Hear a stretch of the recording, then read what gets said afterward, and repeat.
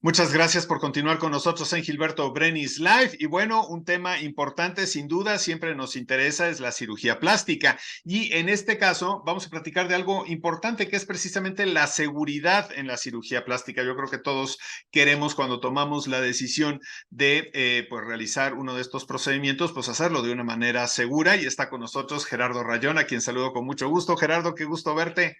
Igualmente, Gil, muchas gracias como siempre por la invitación.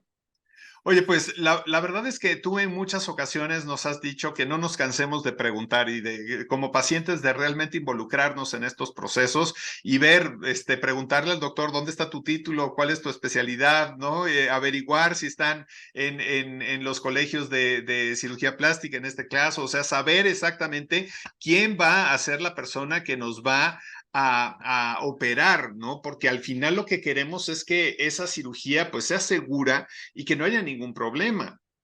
Es correcto, sí, bueno, vamos, todos los procedimientos quirúrgicos tienen que volverse seguros. Eso, digo, no significa que no podamos o que podamos prevenir que surja alguna de las que ya llamamos como complicaciones, pero sí, sobre todo, cosas que no deben de pasar y que no debemos de pasar por alto y que no nos debemos de equivocar en ciertas cosas, ¿no? Y para eso existe algo que se llama cirugía segura, ya sea en cualquier tipo de cirugía y más en cirugía plástica, como lo hemos hablado, pues son cirugías donde el paciente es un paciente sano, no es un paciente que esté enfermo, entonces tenemos que tener mucho cuidado de eso. Entonces, bueno, ¿qué significa eso? Desde que nosotros conocemos al paciente, nosotros tenemos que saber elegir el paciente, ¿no? O sea, un paciente que tenga cualquier enfermedad o cualquier cosa que podría conllevar una complicación, tenemos que filtrarlo, ¿no? O sea, ¿qué quiere decir esto?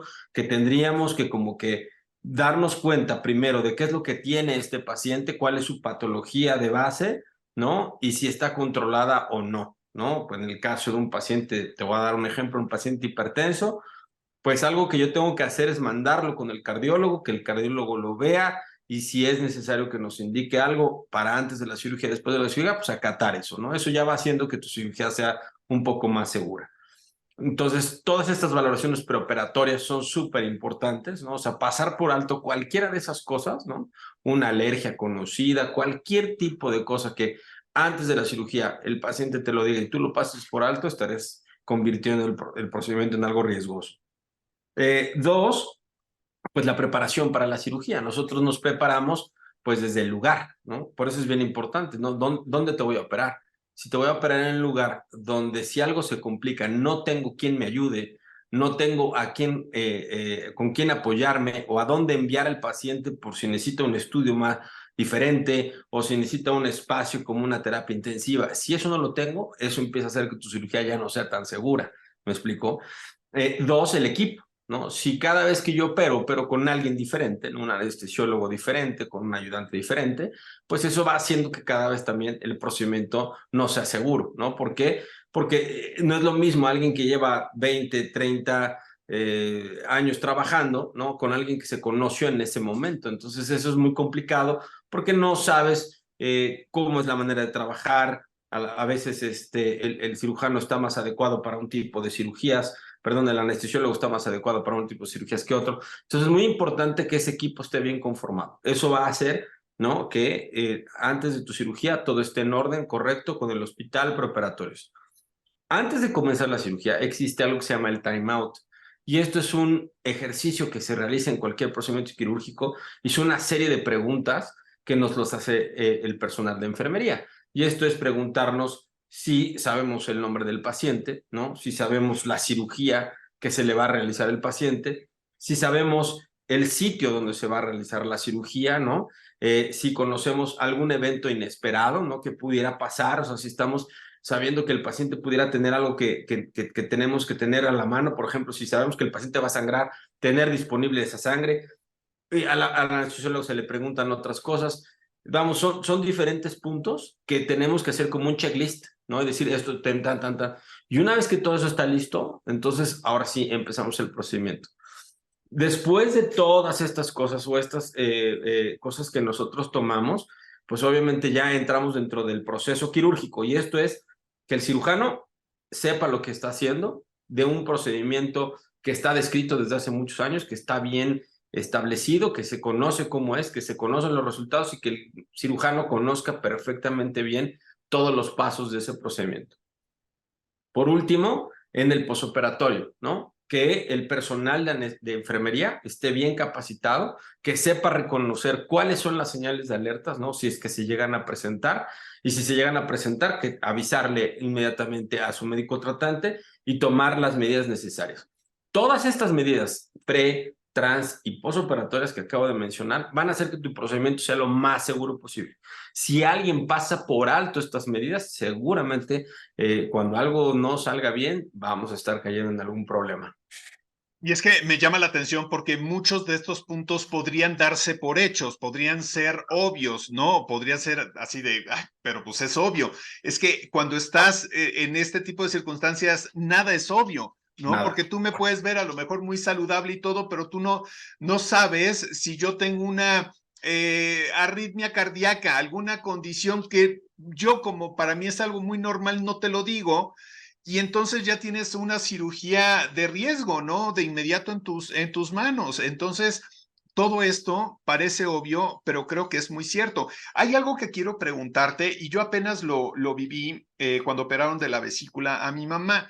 Cuando alguien de la familia es médico, que en este caso una de mis sobrinas es anestesióloga, le preguntó mi hermana, es decir, la mamá de mi sobrina, le preguntó, oye, ¿quieres entrar a la cirugía? Y mi sobrina dijo, no, por supuesto que no. O sea, ellos tendrán sus parámetros, su forma de trabajar. Yo lo único que voy a hacer allá adentro es preocuparme y estorbar, ¿no? Claro. Entonces, ¿qué se hace en este tipo de casos? Porque habrá, digo, a lo mejor mi sobrina fue demasiado prudente, pero hay ocasiones en que te dicen, no, es que sí quiero que entres, ¿no? O necesitas estar ahí presente. Entonces, todo este tipo de circunstancias también como que le agregan un valor más a este tipo de cirugías, ¿no? Sí, por supuesto, y esto es algo que lo conocemos bien los médicos, o sea, vamos, yo he tenido la oportunidad de operar colegas, ¿no?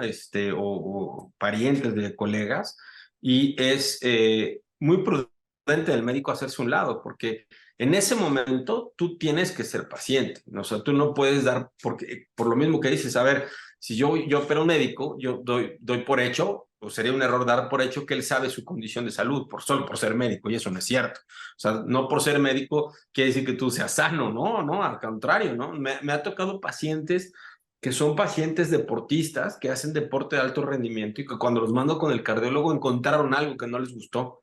Ya hemos tenido que parar esa cirugía y tú dices, bueno, este cuate corre maratones, pues seguramente es sano, no necesariamente es así.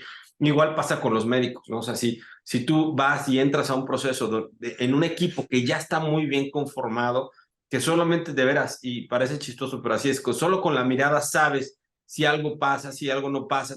El anestesiólogo se sabe los pasos quirúrgicos. Entrar y cambiar ese proceso es complicado, ¿no? Y entonces entorpece la cirugía y empiezan a haber pequeños errores. Y es como los aviones, ¿no? Como esto de los desastres, ¿no? Que vemos en la televisión de catástrofes aéreas. No es una sola cosa, sino empieza a complicarse una cosa y luego otra y luego otra y luego la otra. Y cuando sumas todo eso, tienes un accidente, tienes una catástrofe, ¿no? Entonces, esto es conveniente que lo sepa el paciente, todos estos puntos es conveniente que lo sepa el paciente previo o no es información que necesariamente se le No, tenga que no, dar al realmente paciente. el paciente, no, realmente el paciente no, o sea, digo, la intención de esta plática no es para que el paciente pregunte estas cosas, que realmente no es así, es como para que el paciente sepa que su médico tiene que llevar estos procesos, o sea, esto es algo que es responsabilidad únicamente del médico y de su equipo, llevar todos estos procesos, o sea, desde el momento en que tú llegas, si yo no te pido un estudio preoperatorio y te digo, te voy a operar, cuidado, oye, no me va a hacer una valoración cardiológica, cuidado. Oye, ¿usted trabaja con qué anestesiólogo? ¿Quién es su anestesiólogo? ¿Cuánto tiempo llevan trabajando juntos? Estas son preguntas muy válidas, ¿no? Oiga, y después del posoperatorio, ¿dónde me va a operar, no? ¿En qué hospital? Oiga, y el equipo de enfermería de ese hospital está capacitado, sus procesos de esterilización son adecuados. En caso de que me pase algo, ¿cuál sería el actuar de usted y todo su equipo? O sea, eso es algo que el paciente puede preguntar, obviamente, y que con eso te puedes dar cuenta si estás metiéndote en una cirugía segura o no. Evidentemente, si tú te operas, algo que hemos dicho, con un cirujano, o bueno, no cirujano, un médico que no está certificado, que no llevó la preparación, pues ya de ahí de entrada ya estás empezando con una falla, ¿no? O sea, un tachecito.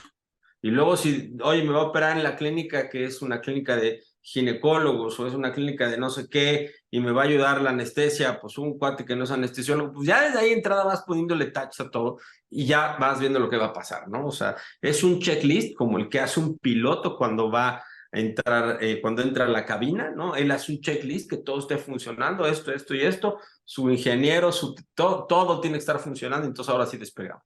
Eso es algo que la plática de esto es para que ustedes vean que el operar no es solamente cortarle y así, es un proceso de muchos conocimientos, de muchas cosas, porque pues así como un piloto tiene en su vida las manos de muchos pasajeros, nosotros tenemos la vida de alguien enfrente de nosotros.